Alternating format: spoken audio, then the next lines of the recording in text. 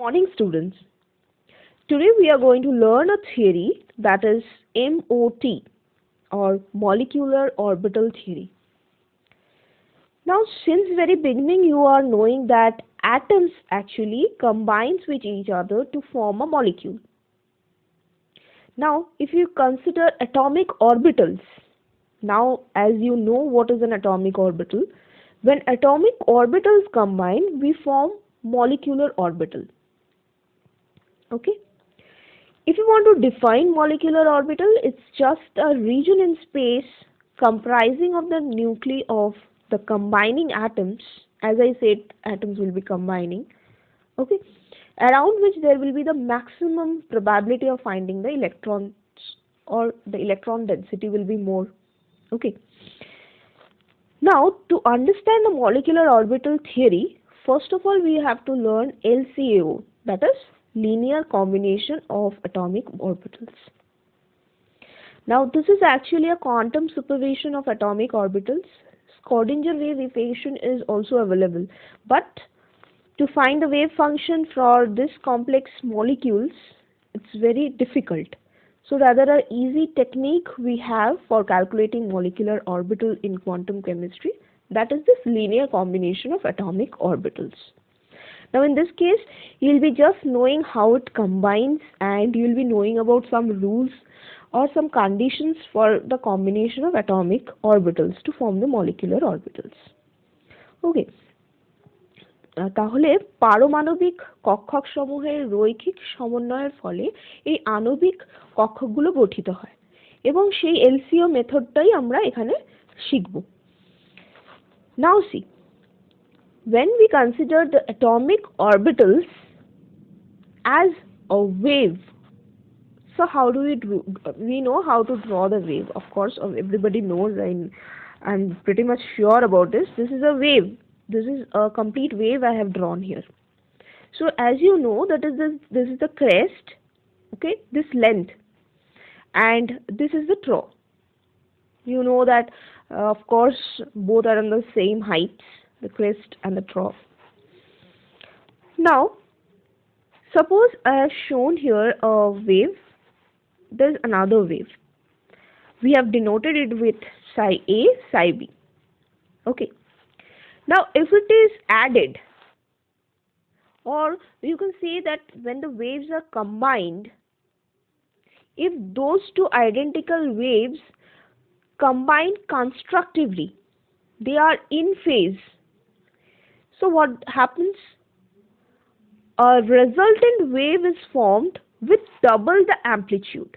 This is the amplitude. You can see that it's double and of the same wavelength.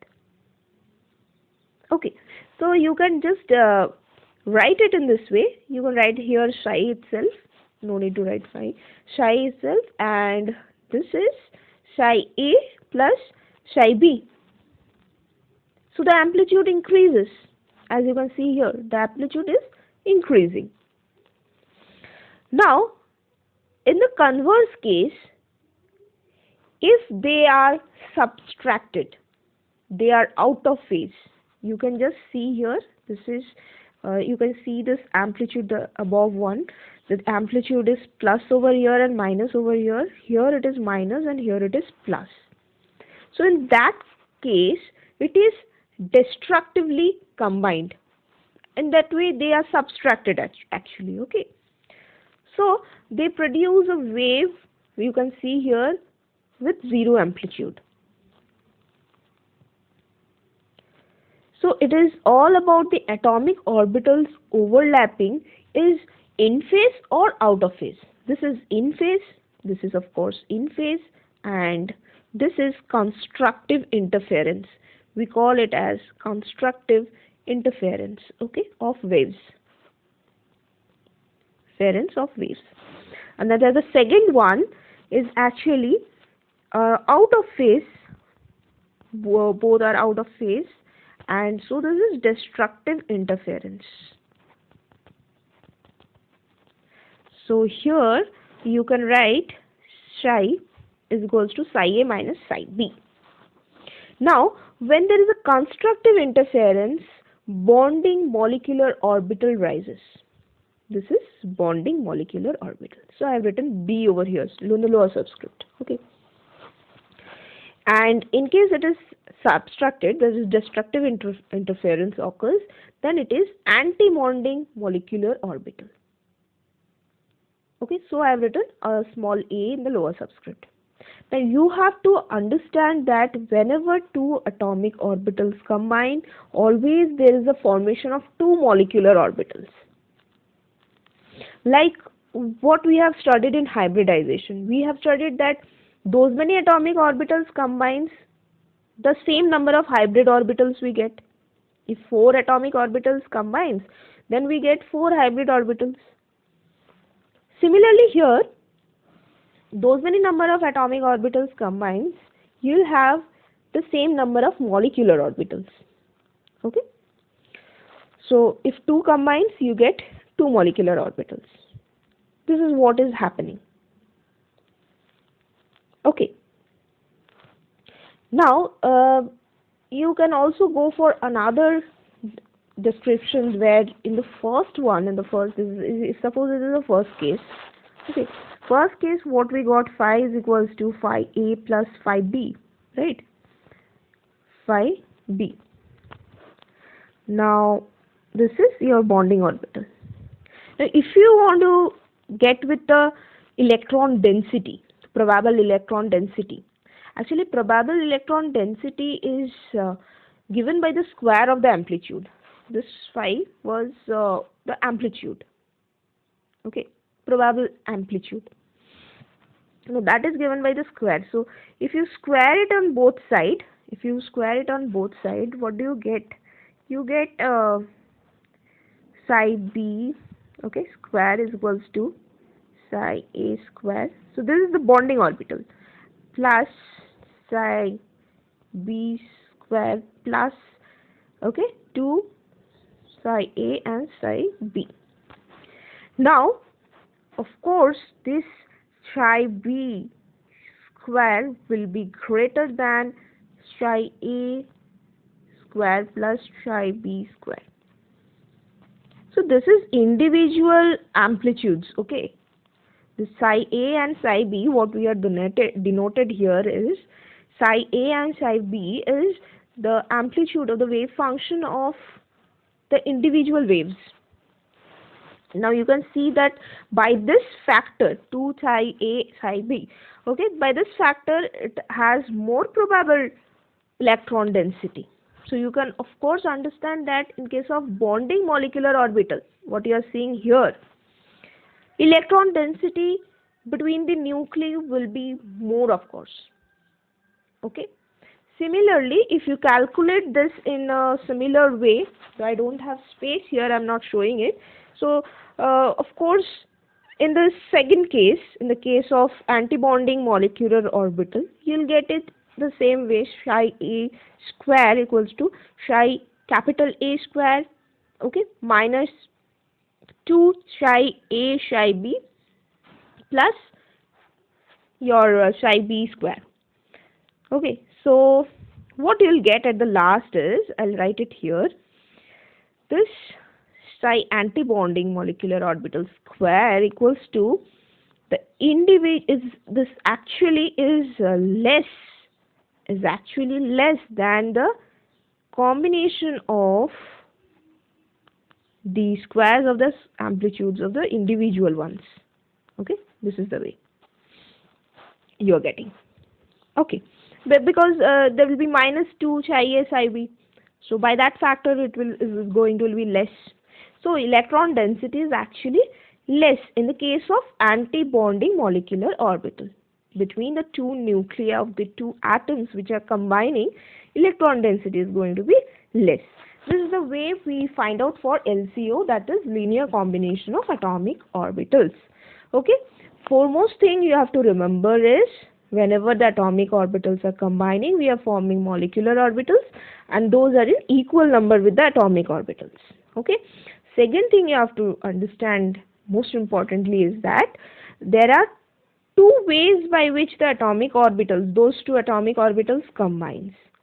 One is by addition like you can see here, addition.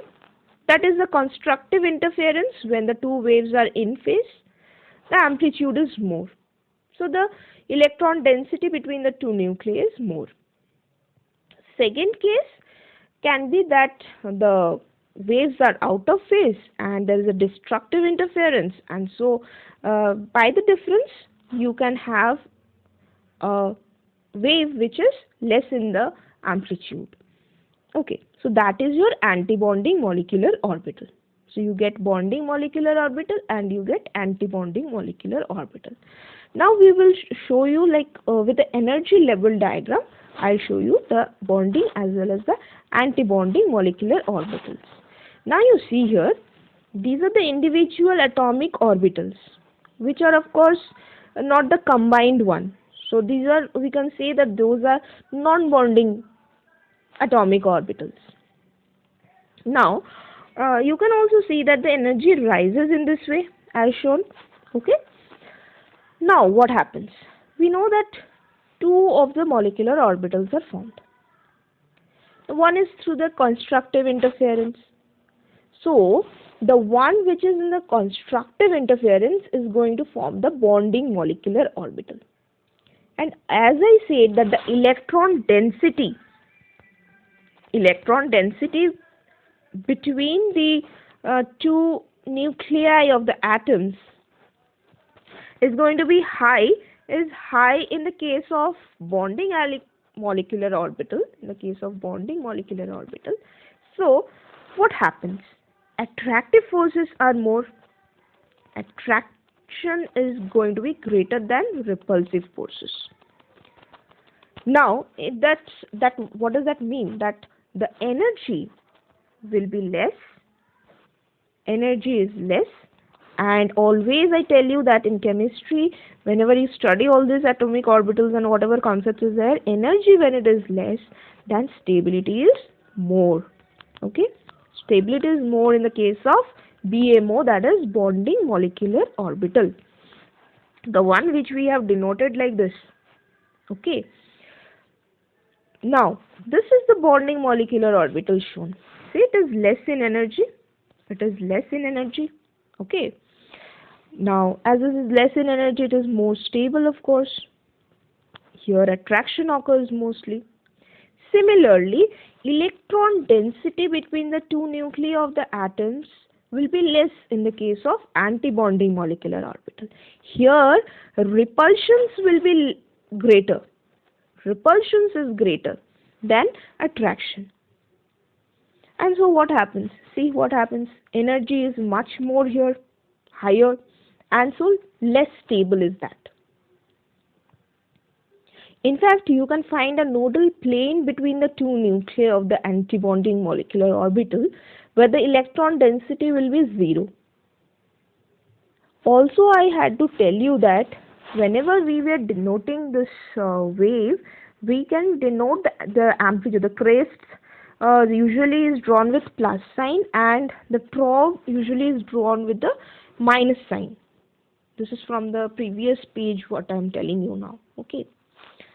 So this is the way we are doing, and just as you see in the letters, we had written S, P, D, small s, P, D for the atomic orbitals, right? For the atomic orbitals we have written. So similarly, in this molecular orbital case, we are going to denote the molecular orbital with sigma, pi, delta and others. You need this two only, you don't need that. Okay. And usually what happens is, suppose sigma.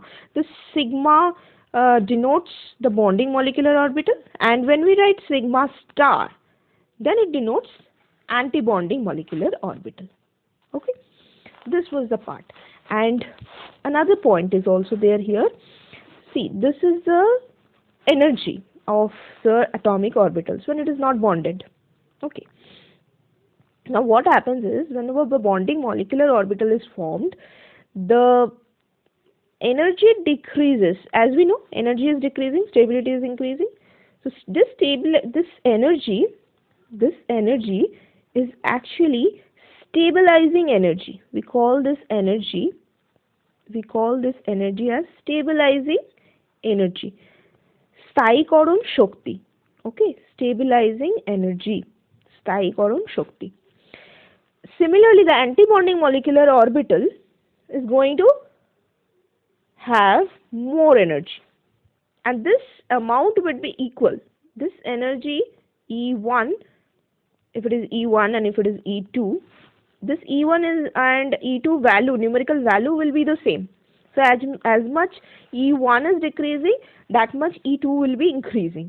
Okay, so this energy, because we know it's unstable in the case of antibonding molecular orbital, we call this energy as destabilizing energy, and for Bengali it is called as অস্থায়ীকরণ Shakti. Okay, this is destabilizing energy. And bonding molecular orbital in Bengali, it is known as bonding molecular orbital in Bengali, you can understand that.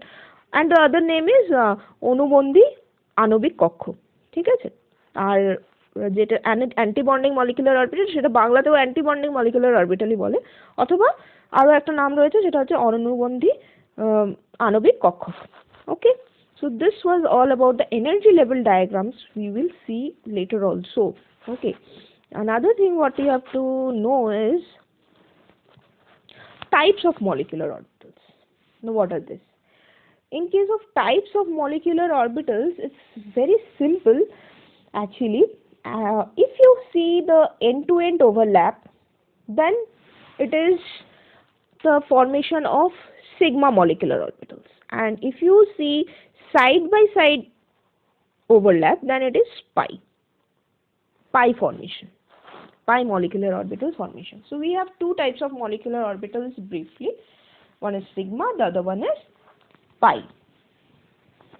Now let us see when two atomic orbitals, two s orbitals combines, what happens. And also you have to understand that the atomic orbitals, when they are combining, they must have a proper orientation. I'll briefly discuss it in the next page. They must have the proper orientation. Okay, so I'm showing you the types of molecular orbitals here. When two s orbital combines, so how many molecular orbitals will be formed? Two. One will be bonding molecular orbital, the other one will be antibonding molecular orbital. This is bonding molecular orbital, as you see here. Okay, so in the case of bonding molecular orbital, you can just see that between the nuclei of the two atoms, the electron density, see the width is more over here. Okay, it could have been little more even. Okay, so that is that electron density is high over here, is high. So this is of course bonding molecular orbital. And how to represent that? Bonding means only you have to represent it as sigma. Okay, sigma, and this is two s orbitals combining, so sigma 2s is this molecular orbital's denotation. Now when it is out of phase, that is anti-bonding molecular orbitals form. See, in most of the books it is written plus over here, but see, s orbital wave functions are also here, wave kind of wave, so negative part is also there. Okay, don't think that in the book it is plus and plus, so how it is going for subtraction. Okay, so how it is out of phase, you must not think like that. Okay, it's just denoted in that way. So when these two combines, you have antibonding molecular orbitals. So here you can see that. Okay, this is sigma 1 and a star asterisk mark has been given, not a star, asterisk mark is given, and these two are 2s orbitals, so it is 2s. This is how we represent it, and you can see that electron density is 0 in between the nuclei. There is a part or a region between the nuclei of the two atoms where you will find no electron density even, that is on nodal plane. Next, sigma, I'll just start with the sigma. Next, sigma is when we combine two 2pz orbitals. Actually this is along the internuclear axis.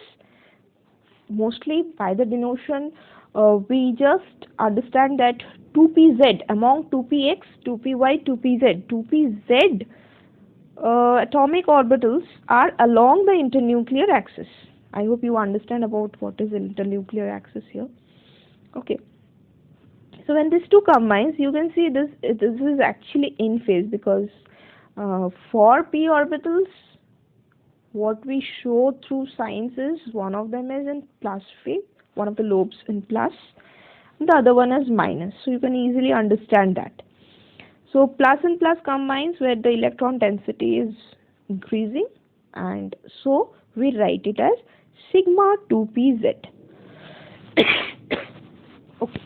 Next, for the antibonding one, which will be the subtraction one, how does it goes? This is plus lobe and minus lobe combining, and so you have a nodal plane over this region, and you put an asterisk mark. This is of course a sigma 1, as it is going for a along the internuclear axis, or we can say end-to-end overlap is happening. So of course it is sigma, and 2pz orbitals are combining, so it is 2pz. Okay. Now we learn about the pi molecular orbital formations. Now 2px and 2py, okay, both of them will be perpendicular to this 2pz1, or you can say that it is perpendicular to the internuclear axis.